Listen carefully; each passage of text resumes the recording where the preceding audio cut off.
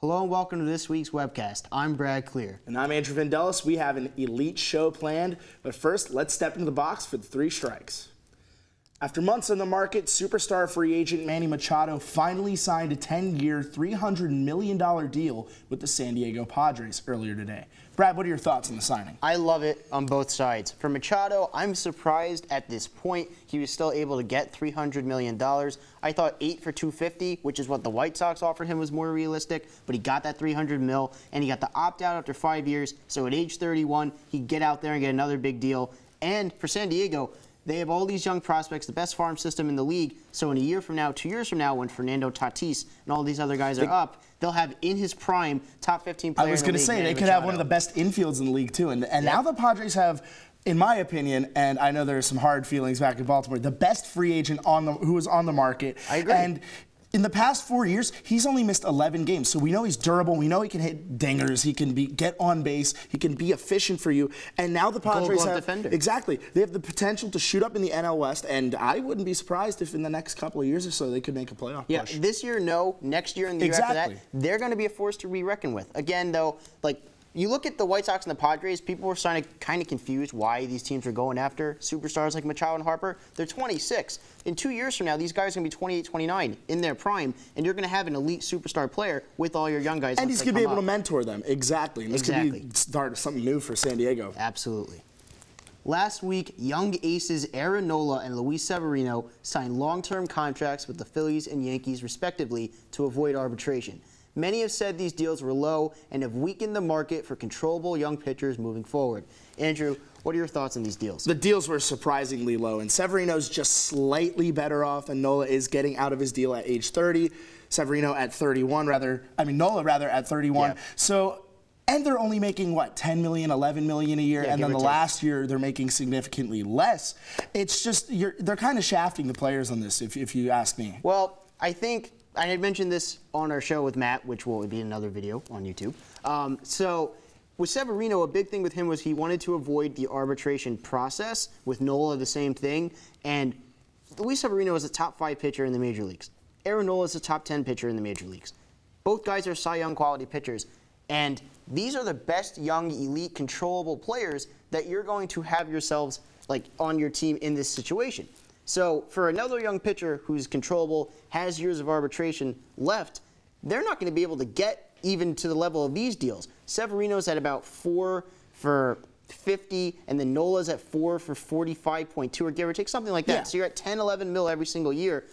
Nola getting 2 years of free agency taken away, Severino 1 year. So they're conceding a year or two of free agency, which in Nola's case, at 31 versus 29, that could significantly change. It could make a difference on their impact going into free agency as well. The deal they get, is a team going to be willing to give a 31-year-old pitcher a 6-7 year contract?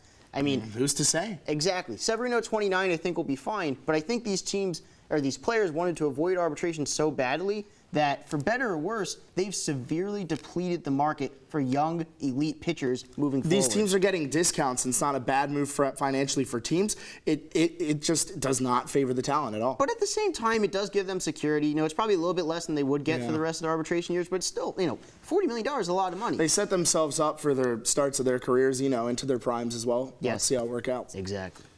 Last week, the New Orleans Pelicans fired general manager Dell Demps after 9 seasons on the job. The Pelicans made it past the first round of the playoffs once since 2012 and are in the midst of the Anthony Davis trade saga. Brad, was the move inevitable, and was it the right move? Yes and yes.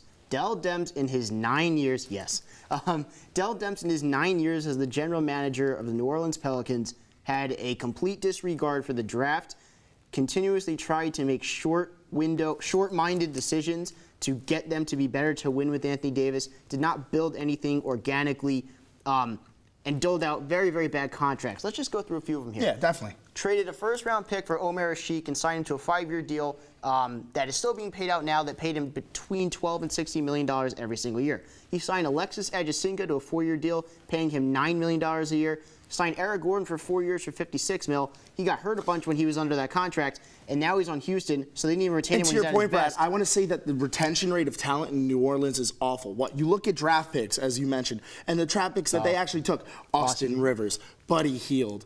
Anthony Davis is going to be gone soon. Nerlens Noel. Half of these people didn't even make it. Nerlens Noel was traded for Drew Holiday and drafted. That's a different pick. But still, they're all top 10 picks that, just didn't come back or want out. And they absolutely botched, in my opinion, they absolutely botched DeMarcus Cousins and how that could have gone. Obviously. But that's a what if, though, because if he didn't get hurt, it could be different. But either way, it's bad when Alvin Gentry's calling the scenario a dumpster fire, and David Stern's calling Demps a lousy general manager.